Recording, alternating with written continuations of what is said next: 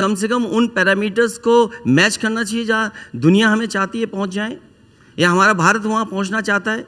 तो अगर आप G20 का इवेंट आप यूपी के कई शहरों में करते हैं, आप दिल्ली से कोई हमें शिकायत नहीं है, दिल्ली तो राजधानी है, स्वाभाविक है, सभी इवेंट होते हैं। लेकिन मणिपुर इस समय बड़ा मसला है।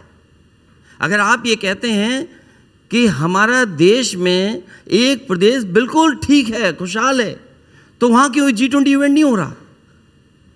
जो तस्वीरें आ रही हैं, आप सशक्त भारत बनाना चाहते हैं, लेकिन जो तस्वीरें वहाँ से आई, जो वीडियो आए वहाँ से, क्या सशक्त भारत इसी को कहेंगे जहाँ पे हमारी बेटियाँ बहनें इस तरह घुमाई जाएं?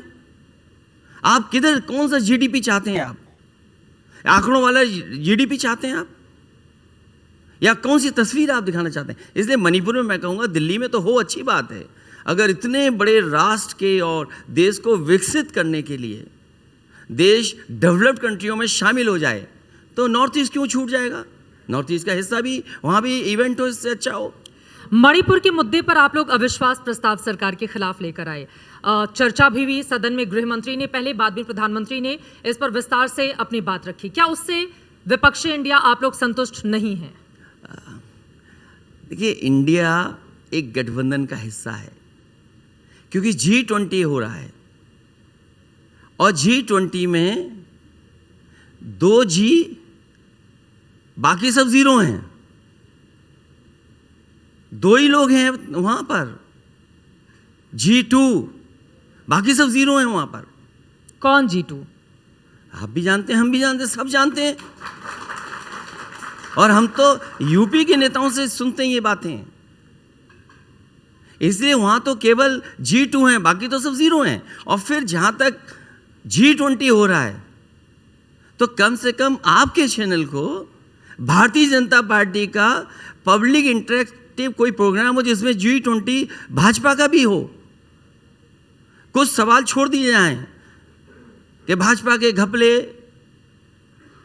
भाजपा में गोरख धंधा, बाकी तो जनता अपने आप बता देगी G20 और G के कितने मतलब है। आप लोग इंडिया को लेकर बाहर निकल रहे हैं, जोर शोर से प्रचार प्रसार कर रहे हैं, प्रधानमंत्री मोदी समेत पूरी बीजेपी आप लोगों को घमंडिया करार दे रही है, नया नाम रख दिया है, विपक्षी इंडिया को घमंडिया। देखिए, जो इंडिया को घमंडिया कहे वो खुद घमंडिया,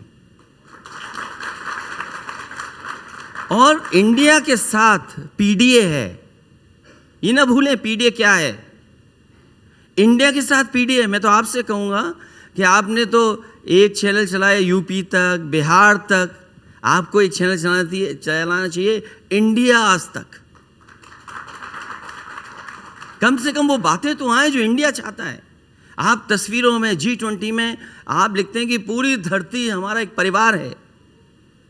क्या कौन स्वीकार कर लेगा ये बात कि आप जो तस्वीरों में दिखाते हैं वो आपकी सच्चाई है?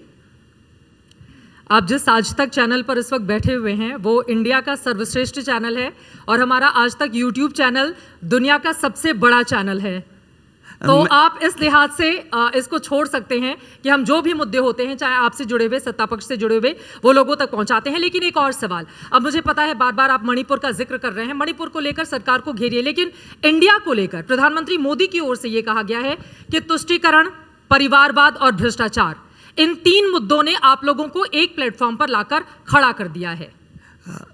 आपने जैसा कहा कि आज तक दुनिया का सबसे बड़ा चैनल है, देश का सबसे बड़ा चैनल है, मैं आपको बधाई देता हूं। मैं उस दिन का भी इंतजार करूंगा कि दुनिया का सबसे सच्चा चैनल बने। सबसे सच्चा और अच्छा ही है।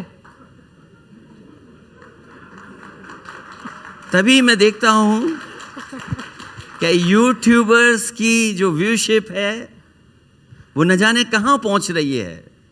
ये बात मैं भी नहीं छिपा सकता, ये बात तो आप भी जानते होंगे। सर वही तो आंकड़ा में दे रही हूं कि क्योंकि आपको बोलना पड़ा है, चैनल के बाद यूट्यूब चैनल, तो केवल एक चीज आपका यूट्यूब नहीं, जनता आज सच स्वीकार कर रही है, अच्छा सुनना चाहती है।